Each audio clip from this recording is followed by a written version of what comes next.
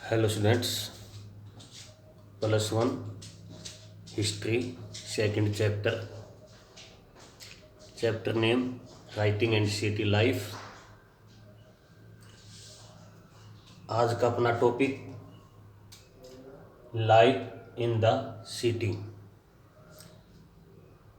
यहाँ पर हम तीन मेन सिटीज़ के बारे में पढ़ रहे हैं। वो तीन जो सिटीज़ हैं ऊर, उरुक, बेबीलोन। आज हम इस सिटी के बारे में डिस्क्राइब करेंगे। Life in the city, Mesopotamia civilization के अंदर जब लोग सिटीज़ में रहना शुरू किया और वो अपनी मैच्योरिटी पर आए तो वहाँ पर डिफरेंट एक्टिविटी स्टार्ट हुई। तो वहाँ की सोसाइटी दो मेन सेक्शन में डिवाइड हो गई। एक सेक्शन रूलिंग एलिट, दूसरा सेक्शन पुअर, यानी एक तरफ गरीब एक तरफ अमीर। अब जो रिच लोग हैं वो टोटल पॉपुलेशन का बहुत कम है, यानी जो मेन सोर्स हैं वहाँ की टोटल पॉपुलेशन का 3 या 4% ही लोग उसका यूज कर रहे हैं। और सिटी के बारे में हमने बताया, आज पढ़ेंगे। और सिटी का जब एक्सक्वेशन हुआ तो यहाँ पर हमें जो रिच पर्सन हैं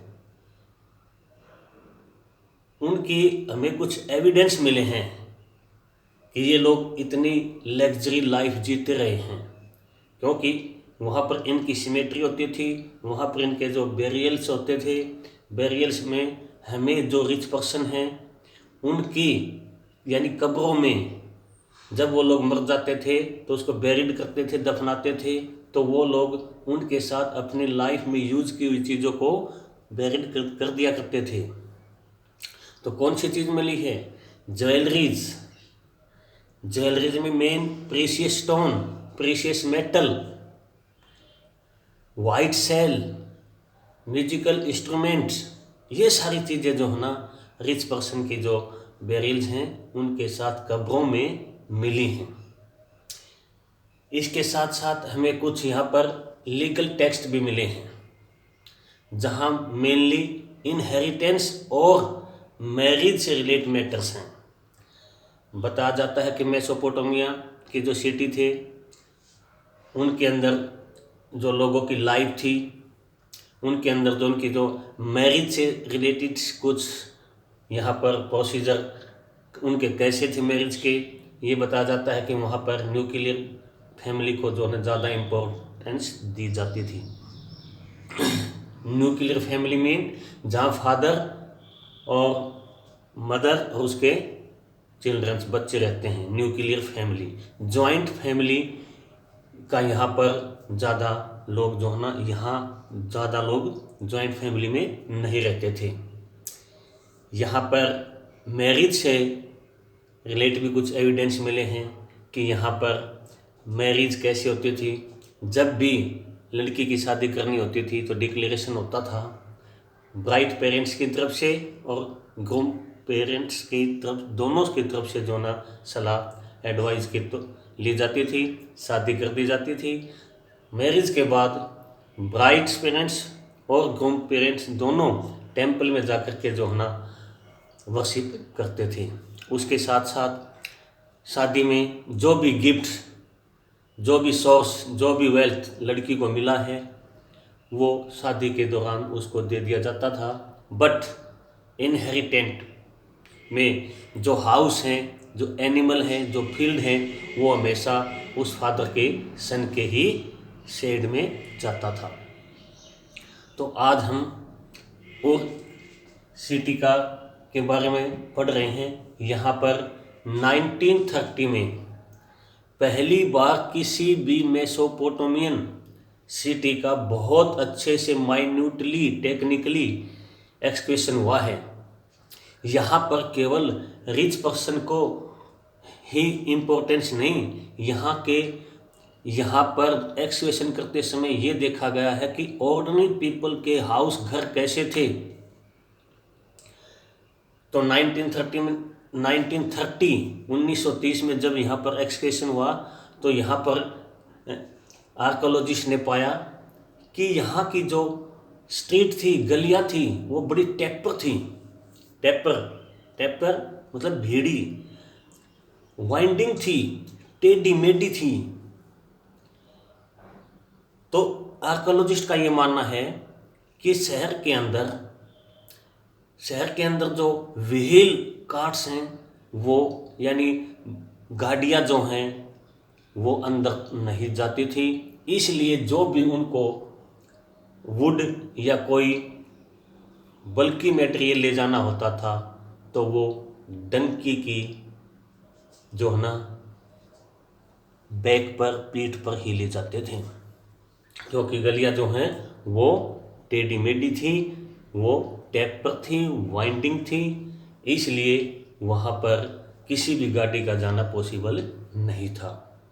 इसके साथ साथ आर्कोलॉजिस्ट ने क्या पाया है कि वहाँ के जो हाउस हैं, घर हैं, वो बहुत बड़े बड़े हैं, बट रेनी सीजन होती है तो रेनी वाटर घर के कोर्ट यार्ड में बने संप में ही वाटर जाता था। यानी आज की तरह हम देखते हैं रेनी वाटर स्ट्रीट यानी गली में नहीं आता था, क्योंकि आर्कोलॉजिस्ट ने यह पाया है कि वहाँ कोर्ट यार्ड में संप बने हुए हैं। संप मीन होज, जहाँ पानी की कलेक्शन होती है।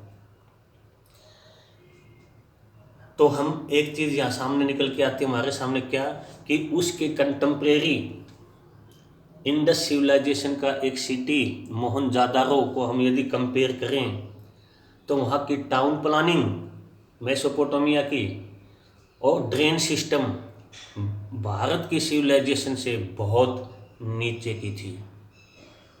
यहाँ पर इसके साथ साथ आर्कोलॉजिस्ट ने ये भी पाया है कि ये लोग जब भी अपने घरों को साफ करते थे तो वो सारा सब कुछ अपनी गलियों में ही डाल देते थे। क्यों डाल देते थे सब साफ किया हुआ मटेरियल को? क्योंकि उनका मानना था कि जो ना रेनी सीजन में ये जो स्ट्रीट हैं, गली हैं, ये स्लेसी न रहें, ये ज़्यादा गीली न रहें।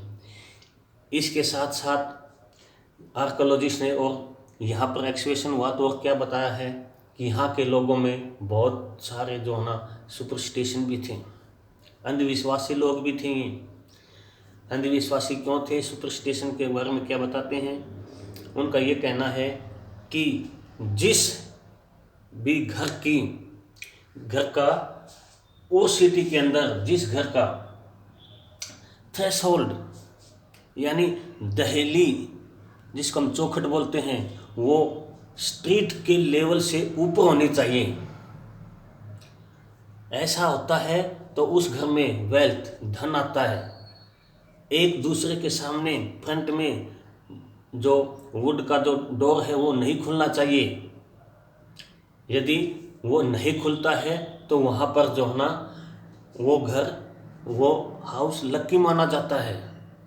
तो इस तरह यहाँ पर कुछ आर्कोलॉजिस्ट ने पाया है। यहाँ पर कुछ टेबलेट मिली हैं, टेबलेट पर लिखा मिला है, उसको कुछ एस्टिमेट लगाया गया है कि ऐसे सुपरस्टिशन जो है ना मेसोपोटामिया के उस सिटी के अंदर जो है ना कुछ एविडेंस मिले हैं जहाँ पर ये सब कुछ था। यहाँ उस सिटी की अपनी एक सिमेट्री होती थी। वहाँ पर लोगों के बेरियल्स मिले हैं। सिमेट्री में एक कब्रिस्तान, बेरियल्स में जहाँ शव को गाड़ा जाता है।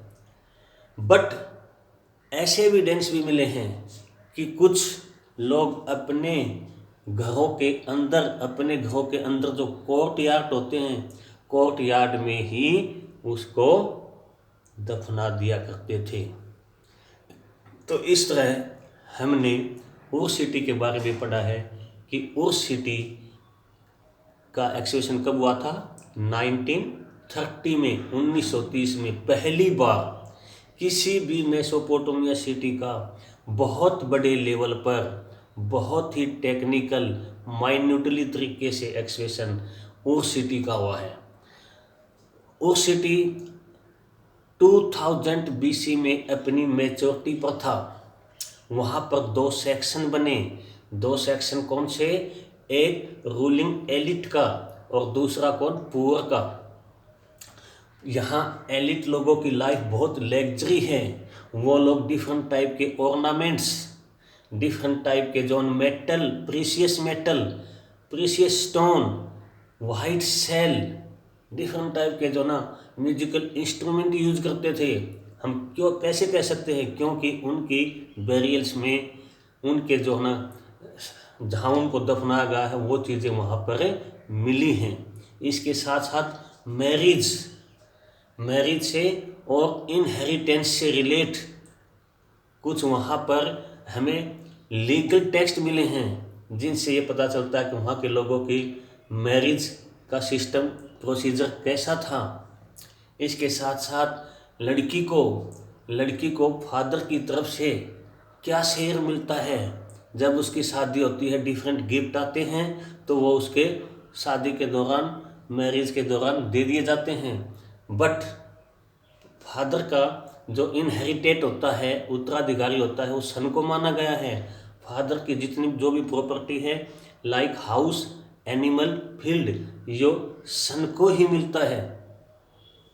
1930 में जब उर का एक्सकेवेशन हुआ तो हमें पता चला कि वहाँ की गलियाँ, स्ट्रीट कितनी टेपर हैं, कितनी वाइंडिंग हैं, क्योंकि वहाँ पर आर्कियोलॉजिस्ट कहते हैं कि वहाँ पर व्हील्स, कार्स नहीं जा सकते, इसलिए वहाँ पर डंकी के पेट पर जो पीठ के ऊपर ही कोई चीज़ ले जाई जा सकती थी।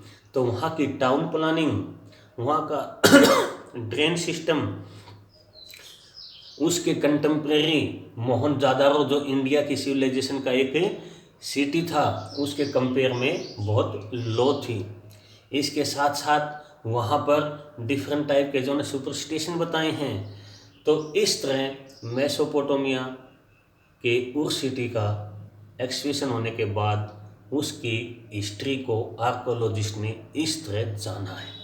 आज अपना एक ही पॉइंट है, अच्छी तरह से इसको रीड करना है बेटा, ध्यान रखना। उरक और बेबीलोन, ये 3 सिटी हैं। इनका सबसे पुराना जो सिटी है वो उरक है, क्योंकि हमने बताया था कि उरक जो है 4200 BC टू 400 BC तक एग्जिस्टेंस में रहा था। वो सिटी जो है ये अपनी मैच्योरिटी पर 2000 BC के आसपास था। 1930 में इसका जो एक्सकेवेशन किया गया था। तो आज अपना एक ही पॉइंट, इसको अच्छे से जो रीड करना। Thank you.